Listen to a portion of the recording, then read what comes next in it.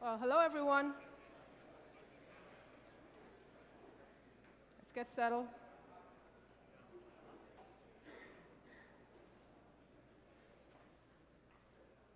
So as you've heard, Facebook is a platform for telling stories. And people use timeline to build up their identity and share with their friends in the world what they care about. Now, you as developers can use Open Graph to help users tell those stories. And what I'm going to be doing during this talk is just dive deeply into code and show you how you can create these engaging stories using Open Graph. So my name is Christine Abernathy. I am a developer advocate at Facebook. And let's get started. We're going to start by showing how to build two types of stories. One is a common story using common objects and actions, such as reading a book or playing a song. So the app we're going to be creating is going to be allowing users to read a book on their app. And then once users share those stories, it's going to show up on their timeline. So that's going to be the first app that we're going to be building. The second one we're going to walk through is how you can create custom stories that maybe the common objects and actions don't cut it for your app. So we're going to show you how you can do that by creating a story which allows you to create a challenge. And then if users share that story, it'll show up on their timeline as well. So that's enough of the keynote. We're actually going to dive into demos. And in the demo, if you want to, you can follow along at least with the iOS code on GitHub. So can we switch over to the demo machines? So if you've gone to the earlier talks, the first thing you need to do if you're a Facebook developer is to create an app. So here we've got an app that is related to this particular app. And we're just going to look through the settings. So you've got your app dashboard. You've got your namespace, and the namespace should be unique for your app, especially if you're doing Open Graph actions. We've got app domain. We have a website URL that used to be filled out for deep linking purposes. And we're being good citizens, as Simon Cross told us, for cross-platform development. So we actually set up our settings for both our iOS app and our Android app. So that is actually the settings. The other thing I want to show you is inside of the Open Graph tab, this is where you'll do any configuration that you need to do for your custom actions and objects or your custom stories. So as you see, we've not set up any stories. We haven't set up any action types. So stories are blank, and action types are blank. So we're just basically starting with a clean slate. So let's go ahead and show you what we're going to be building, and we're going to be doing the code first on iOS. As I showed you, the story that we're going to build is going to use common action and object, the ability that you've actually read a book. So let's look and see what this looks like.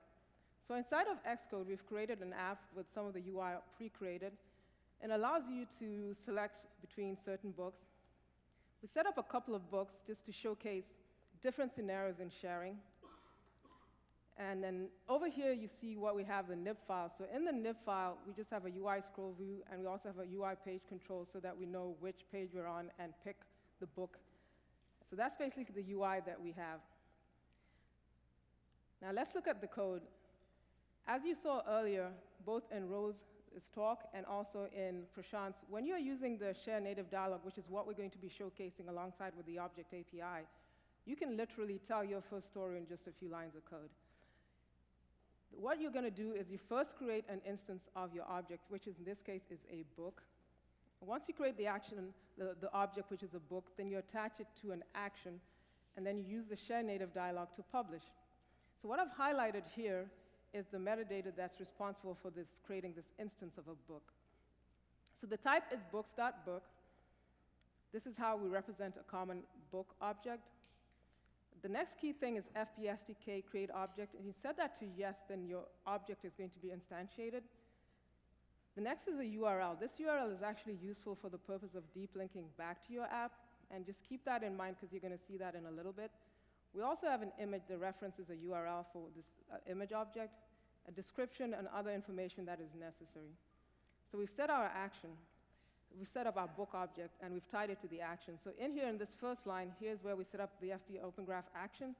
And the next thing we need to do is, because the share dialog is in beta at the moment, you need to actually add this line in here. You won't need to do this when you're out of beta. And then the next line is where you present the shared dialogue.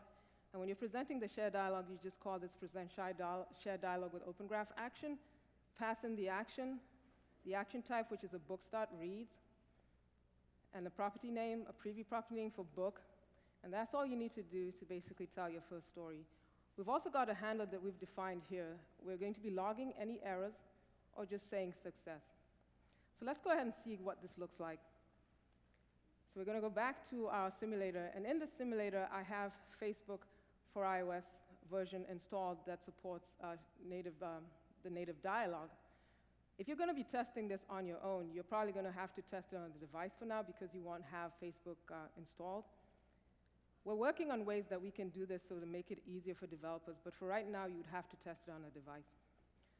So once I click on share what you've read, here is actually fast app switched to the Facebook app, and the Facebook app presents the shared dialogue. And its preview text is shown here. Christine read a book on mobile DevCon with the preview picture, the description. I can go ahead here and select a friend. I can also select where I was. This makes for a much better story. I was here. And then I can also say something about here, spelling. And this is what I need to do to create a story. So when I post it, what's happening is an object instance is getting created on Facebook, and then the story gets published. Let's look and see what the story looks like. As I said, I have Facebook installed here. And here it says, having a great time with Prashant. I don't know what that has to do with reading books, but that's the story that you get. And the other key thing I want to show you in terms of discovery, what deep linking does. When I click on this link, and I've configured my app dashboard settings correctly, it should take me to the app if it's installed. And what you need to do to handle that is inside of your app delegate, if you make a call to FB app call handle open URL, inside of the fallback handler, you can handle any deep linking. So let's go ahead and click this. And you should get a breakpoint right here. And we're going to examine the breakpoint just to see what we're going to get. So inside of the call, there is an app link data. It might be a little tiny for you to see. But inside of the app link data, there's a target URL. And the target URL is actually that same URL that was used to publish the story. What you can then do is customize it, parse it, and then show, for example, if a different book was clicked on, you can customize the experience and make it contextual. So that's how you would handle deep linking. And we've now told our very first story without too many lines of code. If you had to use Open Graph before and you had to create this yourself, you know how much better this experience is. The other thing I want to show you is what if is a scenario where we actually made the story more interesting by having the user select their friends and where they were. And you actually have the opportunity to pre-fill that yourself, and I'm going to show you what that looks like. So let's switch back to here. So in addition to actually creating an action that ties to a book, you can add some of your own properties to the action. So in this case, we've identified a place, and the place is hard-coded to Facebook Menlo Park. We've also tagged a couple of friends, and we're attaching these two things, the place and the friends, to an action. And then we're using that when the story is published. So let's go ahead and show you what that looks like. And so what's happening now is I have actually pre-selected the friends and the place and what shows up here. So when I click on this link now, what you're going to see is the story has pre-filled the friends that were tagged and the place where you're at. You obviously don't want to surprise your users. So if you're going to be tagging them or you're going to be pre-selecting this information, you want to do this ahead of time so the user is not surprised when they get to this screen. The other point I want to make is because you as an app are pre-selecting this, there's some additional capabilities that you're going to have to ask for. So let's go back to the app dashboard and show you where you would do that.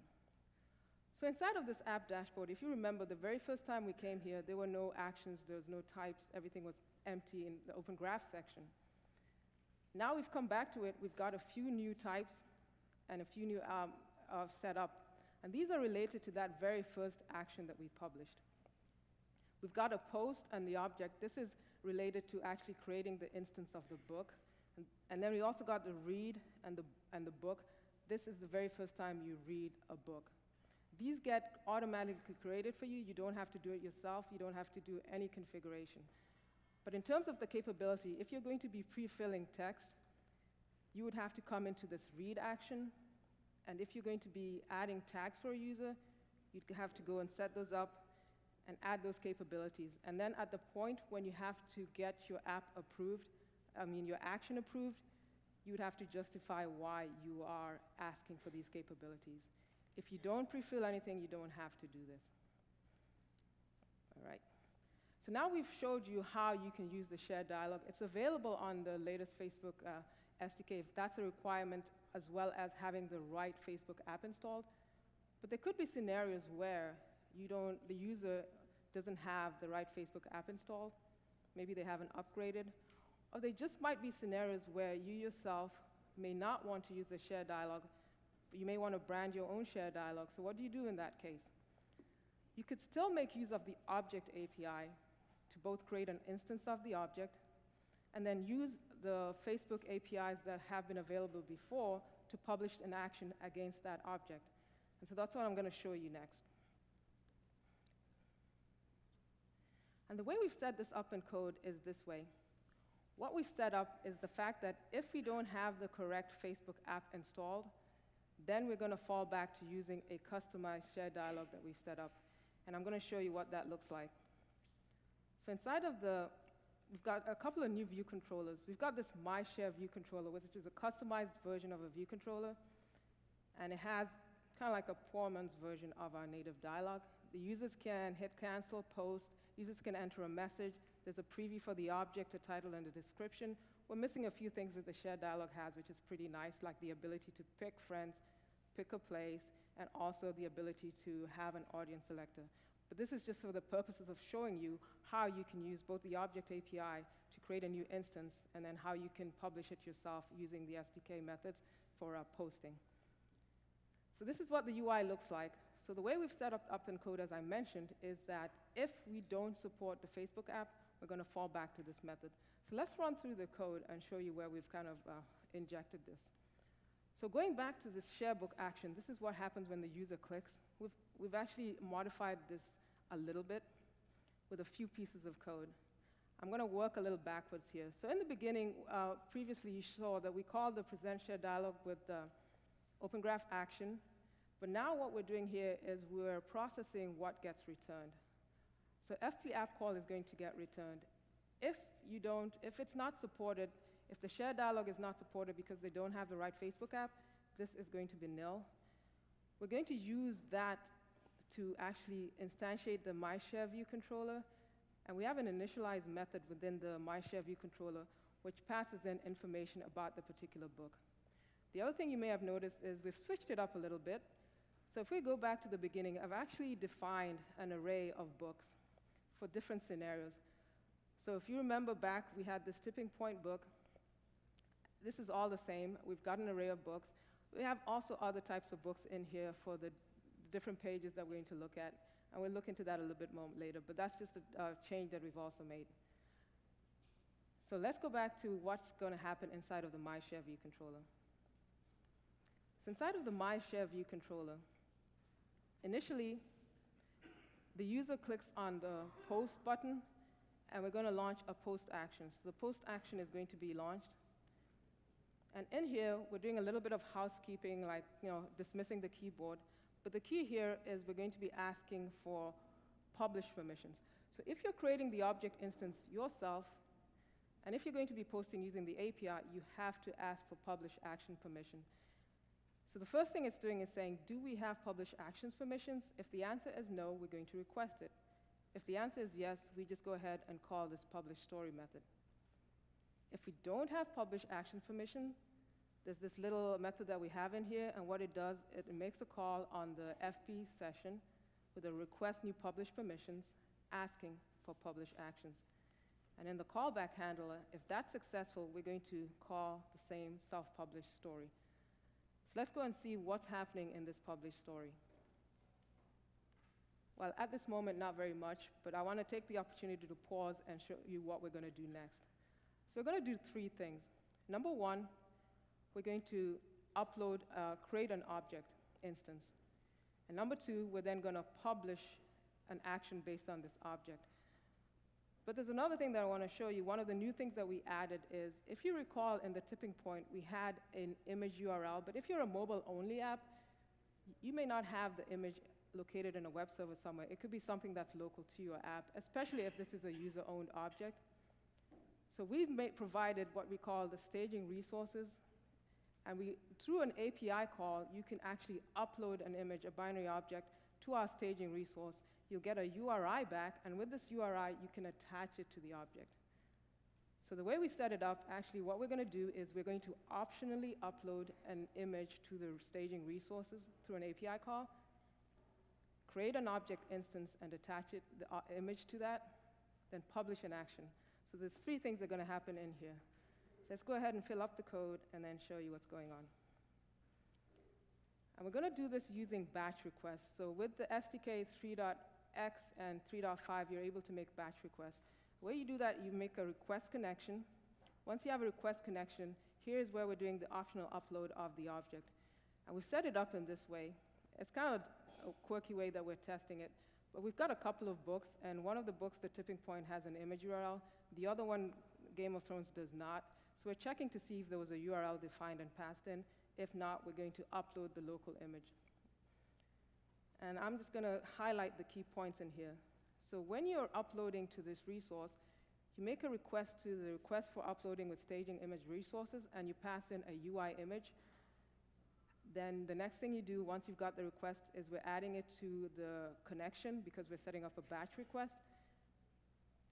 So that's this step here, adding the request.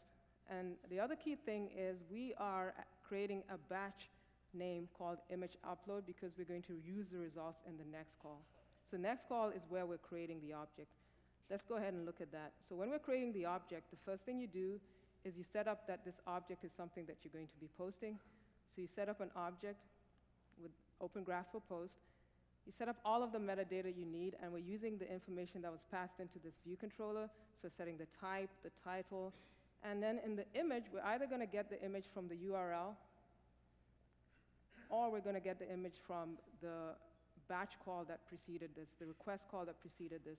So this is the way that you would get information from a previous batch call. You reference it by the batch name, and then the result is going to be in this URI field. Once you do that, then you set up the request for the object. And this is the way that you would post a new object instance by making a call to request for post with Open Graph. You add it to the batch request. And then the key thing what we're doing here is we're creating a batch name called object create. It could be any name you want. But the reason we're doing that is we're going to reference these results in the next request. And the next request is we're going to publish an action. This part of this step should be more familiar with anyone who has actually used the iOS SDK. This is where we're publishing the action. So we create an action that we get ready for publishing. And in here, we're setting an action property for the object. So in this case, it would be like the books. And we're setting it for the results from the previous batch request. Remember, we named it object create. We can then reference it in here. And when the object is created, you get returned an ID. And in the ID, you're going to use that information and attach the ID to the action. If you are used to using Open Graph before with iOS SDK, you could only put in a URL. But here, you can actually put in an ID. Then we're adding some extra information in here, such as the message that the user enters. We're also setting this explicitly shared flag to true. If you don't set that to true, then your story is going to end up in the activity feed. But this is a case where we want to set it to true because the user is explicitly sharing this. Now, both the message and the explicit flag are both capabilities that you have to turn on. And if you don't turn this on and you try to publish, you're going to get an error. The way you turn this on is you go back to the app dashboard. If you remember, we added the tags in the place for other. We actually checked them, we didn't save them.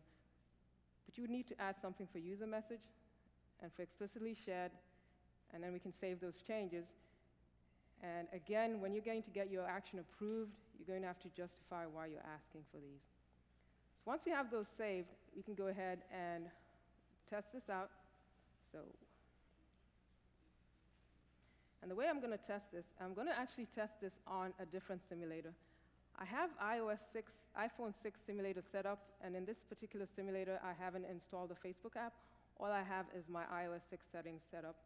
So I'm going to test it out there, and what I expect to happen is that when I click on that button, I'm going to be asked to go to this fallback UI. And the other thing that's going to happen is that because I need to ask for publish permissions, I have to be logged in before I even start.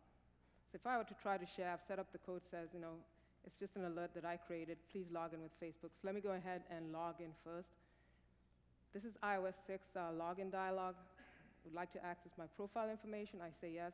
Then at this point is where I now have this native dialog that we created set up.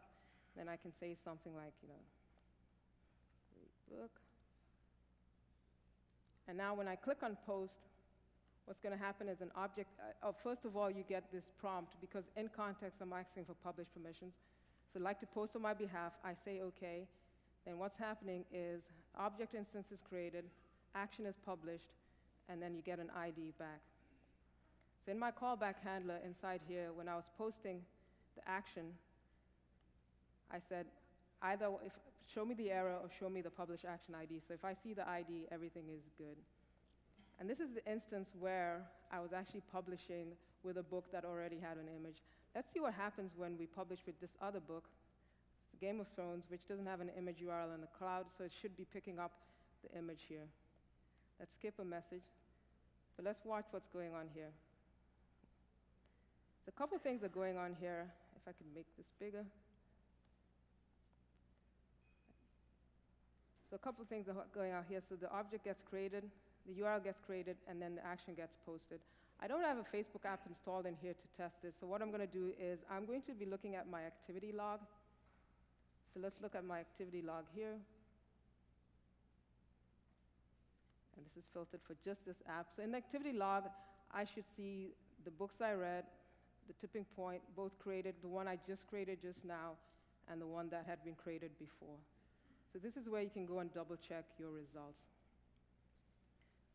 So we've now shown you how you can use the object API, programmatically using the APIs, create your own instances, or rely on the shared dialog to do most of the heavy lifting for you.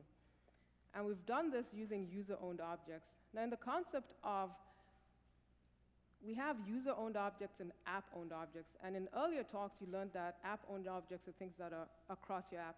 In the sample we've given, this is more, books are more belong to the class of app-owned objects. So how would you actually publish with that?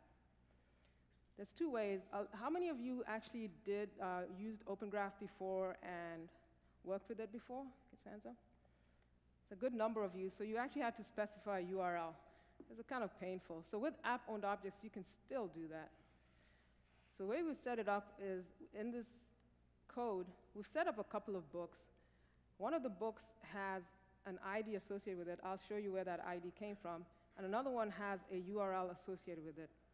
So in the URL associated with it, if you go to the object browser, this is a great way where you can come and look at some of the objects you've created. These are the objects that have been created before. Catching Fire, this was created through the API call. You can do that both through the object browser, or you can just make an API call, a call command with the proper parameters and get an object ID back. You can also come here and edit any of the properties you wish. So this was created using object API. And this was done using an app access token because it's an app-owned object. The old school method of creating objects where you had something living on a web server, that's the example here, Bloodline. And if we look at the view source here, you'll see all of the Open Graph metadata that you know and love. And those are the way that you had to create objects before. If we go back to the object browser, you'll notice there's this is-scraped column. It's true for anything that was created on a web and needed to be scraped, and it's false for everything that was created using the object API. And the other key thing is that any of the objects that are available to a URL, you can't really modify the properties. You would do that outside on a web server and then have it re-scraped. So that's how we set up these objects, these app-owned objects. And I'm going to go ahead and show you and publish a few of these app-owned objects. I'll do that by switching back to my 6.1 simulator because that's where I have the shared dialog set up to work. So I switch back to that simulator. and run this. So in this case, it should bring up the share dialog, and I'm going to show you how you publish both with the app-owned objects.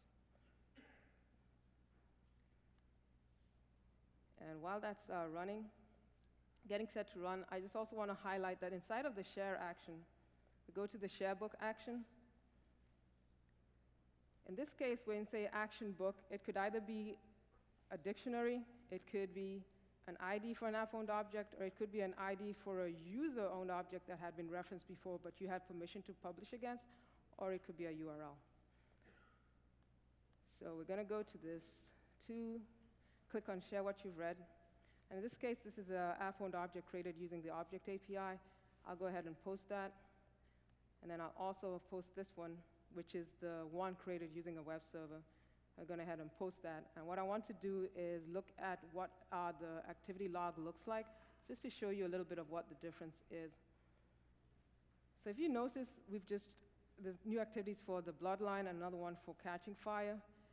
And you just see a read and a read. But if you look at some of the earlier ones where we created object instances, there was a posted followed by a read. Posted is anything that created object API, you'll see a posted action. It's not going to show up on your timeline, but it's just there for you if you need to debug and see what's going on.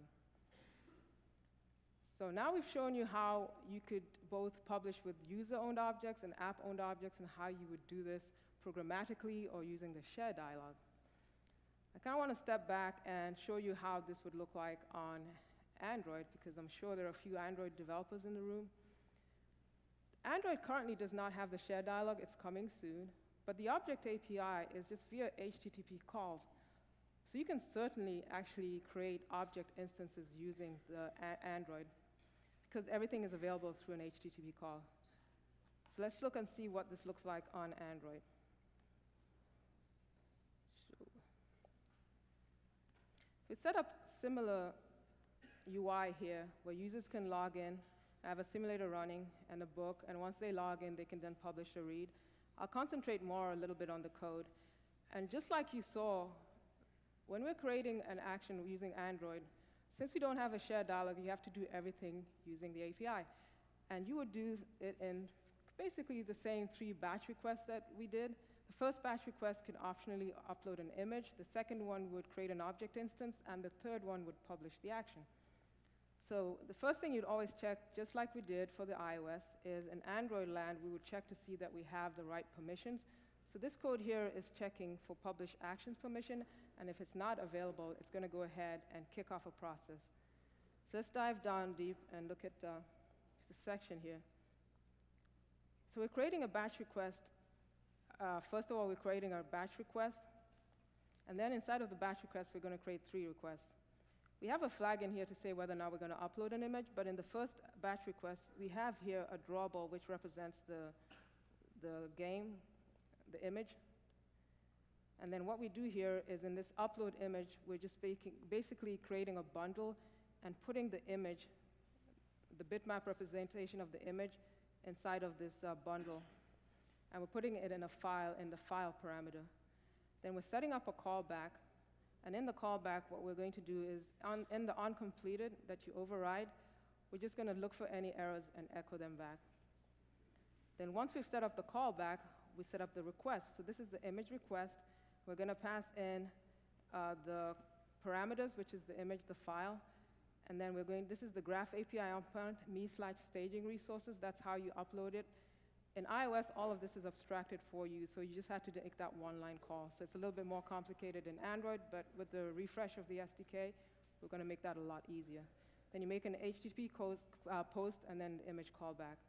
And then you set the batch entry name to image upload, very similar to iOS, and then you add it to the request batch. Next thing you do is you set up the book objects. This is where we're creating the object, the instance of the book. If we uploaded the image, then we're going to get the results from the batch request. It looks very similar to the iOS version. If not, we're just going to get the book image from the URL that we had set up before. Then we set up the other book instances. We continue here. We set up the object parameters. We set up the object parameters. Let's go back here. And we set up a callback. And inside of the callback, we're just logging the error. And then we're setting up the object request. And we're creating an object. Essentially, it's a call to the me/object/books.book if you're creating a user-owned object, and we're having a post, and then the object callback just logs the error. And then we set the batch name for this second request, because we're going to use the results in the next one. Add it to the batch, and in the last set, we're now doing the action post. So the action params, we get the parameter, the book, and we set that to the object create information, the results. We put the string explicitly shared to true because we want this to be show up in the story right away. We set up the callback, and in the callback, all we're doing is we're setting up a toast to either post the ID that's returned, or we're going to show the error message. Then we add the request, we create the action request, and in this case, we're making a graph API call to the me/books.reads with the action parameters, and then adding the callback. And then the last thing we do is we add it to the batch, and then we execute the batch asynchronously. So in the interest of time, I'm not going to actually show the flow, but it should be very much the same. The story is going to be published, and it'll show up, a new object's going to be created. But what I want to jump back into is we showed you how you can create a common story, common actions, and objects. What if you have something that's unique to your app? For example, Pinterest allows users to pin to a board. So what I'm going to show you instead is how would you use Open Graph to create custom stories, and then how would you use the object instance? Well, the good news is a lot of it is pretty much essentially the same. You just have to do a little bit of configuration up front. And what you need to do up front is you need to set up your story. As Rose said in her talk earlier on Open Graph, you would go and do this in the app dashboard. So the story we're going to create is users will be able to create a challenge. So we go back to our app dashboard, and here, this is where you set up stories. This is where you can create a new story. And we're going to create a story, and you add a new action. So users are able to create a challenge. And if you already have the objects there, you don't have to create new ones. But we're creating new actions and new objects. And once we click on the create, then it sets up your story and also sets up the types automatically. It's also going to show you sentences that you can come and configure. By default, we try to do the best guess, but if you need to change this, you can. If you click on types, you have some new types that are showing up here, challenge and create. And you can always go in here and add extra properties for your actions. These are not available for the read actions, but you're able to turn on some of the capabilities. Now let's talk about now, how would you then publish an action? How would you use the object API? Well, the good news is you've done most of the hard work already if you know how to use it for the common actions and objects. So I'll show you what that code looks like. So in that code, when we're publishing actions and objects, what we've done is we've set up in the UI an additional button. So in this button, users are able to create an instance of a challenge and then share it with their friends. So a new button shows up called Creating a Reading Challenge. And when you click on that button, then we have a Create Challenge action that shows up. This should all start to look very familiar. You create the object and the instantiation. Then you set up the Open Graph action. Then you set the property of the challenge on the action, and in this case, it's the object that you just defined. And then you can use the shared dialog to both then present this. A couple of things I want to show in terms of changes. When you're creating the type, it's mob DevCon challenge. This is basically your app namespace followed by your object type name. And also when the action type here inside of the shared dialog, it's like your app namespace followed by your action type. We also set up the callback the way we did before so that you can fall back to a different way of looking at things. If we go ahead and run this, and then just post this, you got all the same functionality for your custom story as you did for your common actions. And let's go ahead and look at the story. So the story shows up there. Very easy to set up, a lot easier than what you know from before. And for each of these, whether it's actions or objects, we've got collections that you can go ahead and show to your users that if they wanted to add a collection to the timeline, both for the custom, they can be shown. Can we switch back to the slides, please, to finish up the presentation? So let's switch back to slides. So we showed you how you can create stories. I want to leave you with a few pro tips.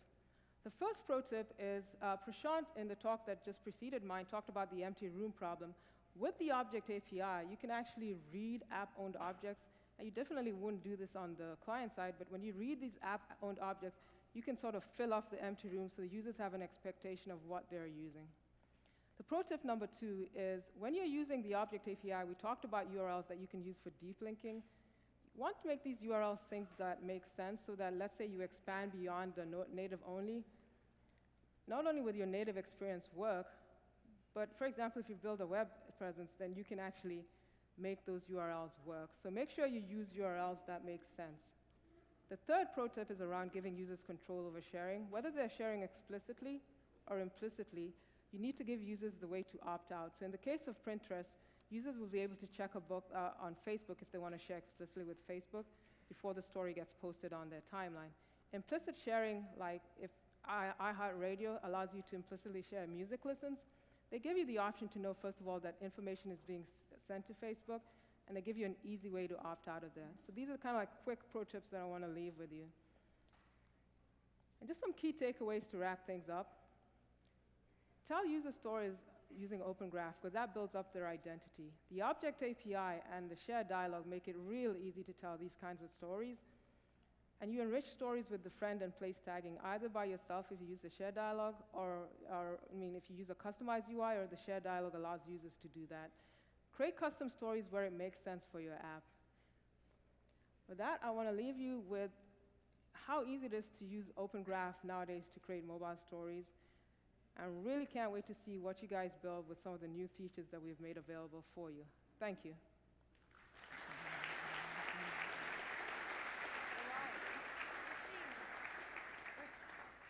Christine, thank you very much for that. The next session here in the main room is going to be on how to market your app by Paul Bain. And in the other room, we have a session by Connor Tracy on how to build Facebook into your mobile web apps. And we're starting in 10 minutes again. Yeah.